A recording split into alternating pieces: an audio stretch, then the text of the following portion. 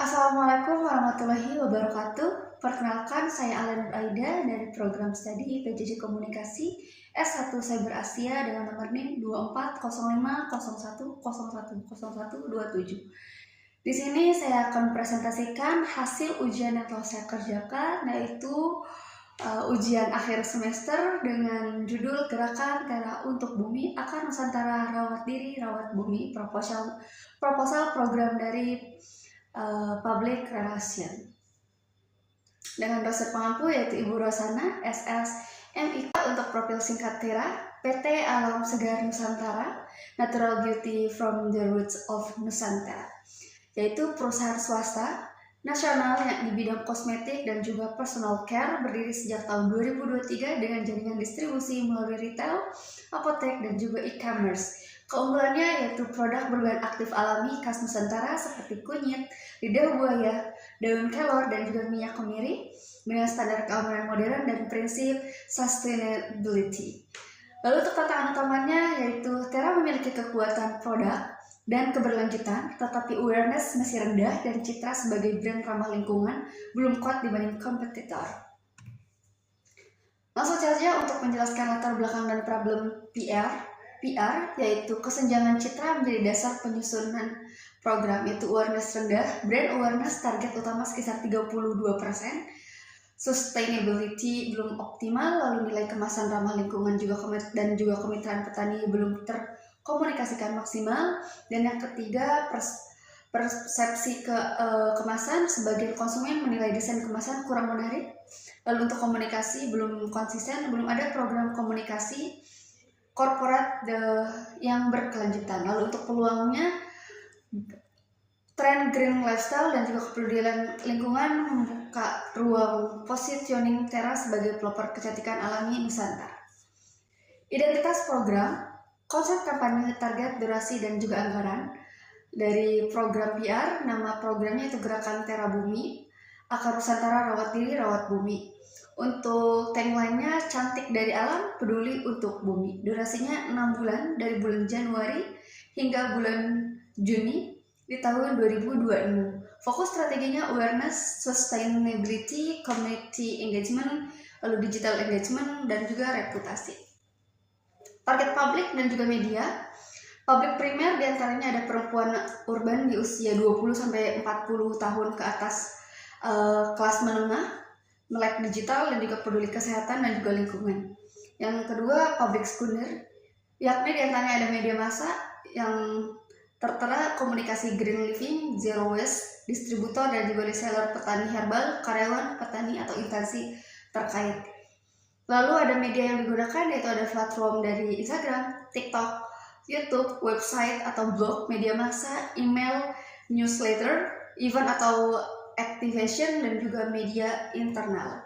Tujuan program SMART, targetnya yaitu diukur dari 32% sampai dengan 60%, itu brand awareness-nya, kenaikan engagement sosialnya itu di 40%, lalu liputan media positifnya itu di 20% kurang lebih, sementara sentimen publik positifnya itu kurang lebih di 75%. Tujuan strategisnya membentuk citra Tera sebagai pelopor kecantikan alami Nusantara yang berkelanjutan, memperkuat hubungan dengan komunikasi, petani, media, mitra, dan juga publik, serta memberi dampak jangka panjang terhadap penjualan dan juga jaringan ataupun penjualan reseller. Modal manajemen strategi public relationnya yaitu ada defining PR problem, apa sih yang terjadi, lalu ada planning programming, apa sih yang harus dilakukan dan juga mengapa, taking action dan komunikasinya bagaimana dan kapan yang harus dilakukan. Sementara untuk yang terakhir, evaluating the program, yaitu seberapa baik hasil atau resultnya. Prinsipnya adalah hasil evaluasi menjadi masukan untuk identifikasi program pada program berikutnya. Analisis situasi SWOT, yaitu strength, weakness, opportunity, dan threat, yang mana strengths-nya bahan baku alami khas Nusantara, kemasan ramah lingkungan, kemitraan petani lokal, dan mempunyai harga yang kompetitif. Weakness-nya awareness rendah, komunikasi sustainability belum optimal, desain kemasan dipersepsikan memang bisa dibilang kurang menarik, Lalu opportunity-nya, tren green lifestyle meningkat, dukungan pemerintah untuk produk lokal atau UMKM, pasar skincare alami tumbuh menjadi lebih pesat. Threat-nya adalah persaingan yang sangat ketat, kompetitor lebih dulu membangun citra maju atau citra yang lebih hijau, risiko greenwashing tanpa bukti yang nyata. Sementara untuk strategi programnya ada 4. Di sini terdapat pendekatan utama untuk mengubah awareness menjadi engagement. Yang pertama ada edukasi publik, yakni konten mengenai manfaat bahan alami dan proses produksi berkelanjutan. Yang kedua ada community engagement, yang mana komunitas lingkungan dan petani lokal sebagai mitra CSR. Dan yang ketiga media dan public figure atau figur publik, kolaborasi media dan brand ambassador dan juga untuk kredibilitas. Dan yang keempat digital engagement, ada challenge, quiz, live session, storytelling dan juga interaksi real time. Rangkaian program dan juga taktik. Di sini aktivitas integrasi selama 6 bulan belakangan ada launching Tera Bumi, konversi first live sosial media, cerita dari akar, video menggunakan tentang petani, bahan alami dan juga konsumen, CSR Tanam Asa, penanaman herbal di 3 wilayah ataupun pelatihan budidaya, media gathering dan juga factory visit, media melihat proses produksi ramah lingkungan, roadshow dan juga pop-up, 5 kampus plus juga pusat pembelajaran, edukasi dan juga sampling, duta hijau Tera, terdapat karyawan dilatih sebagai duta merek internal. Timeline-nya di sini ada beberapa timeline pelaksanaannya, yakni ada kegiatan, ada riset analisis, ada launching campaign, lalu cerita dari akar, CSR Tanam Asa, media gathering, roadshow dan juga pop-up, evaluasi, blopo. Di sini bisa tertera ada timeline pelaksanaannya ya. Lalu untuk estimasi anggarannya total di sini tertera juga ada selama periode 6 bulan belakangan, yaitu konten digital itu dan media sosial budgetnya yaitu di 26% dengan jumlah di 222 juta, CSR Tanam Asa itu di 21% dengan jumlah nominal di 180 juta, event aktivasi dengan 25% dengan budget di 210 juta, media brand ambassadornya di 18% dengan modal atau dengan budget di 150%, 150 juta, lalu riset monitoring dan evaluasinya itu di 10% dengan budget di 90% dengan total anggaran itu di 850 juta untuk periode 6 bulan. Pelaksanaan dan juga prinsip etisnya, tindakan yang harus konsisten dengan pesan yang bukti nyata, yaitu ada Pelaksanaannya adalah CEO sebagai spokesperson, PR manager sebagai koordinator, digital engagement officer mengelola konten dan interaksi, dan juga brand ambassador memperluas jangkauan.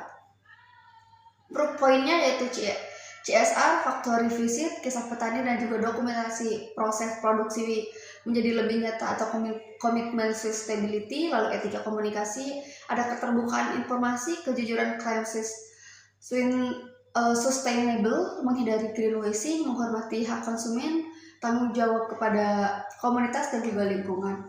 Evaluasi programnya yaitu ada output, outcome, impact dan juga metode evaluasi. Outputnya yaitu ada konten dipublikasikan, reach dan juga impresi, liputan media peserta aktivasi, lalu outcome-nya adalah perubahan awareness atau sikap ataupun juga persepsi publik dan juga engagement di media sosial. Impact-nya meningkatkan penjualan tentunya ya, reseller atau mitra, loyalitas pelangganan dan juga reputasi korporat.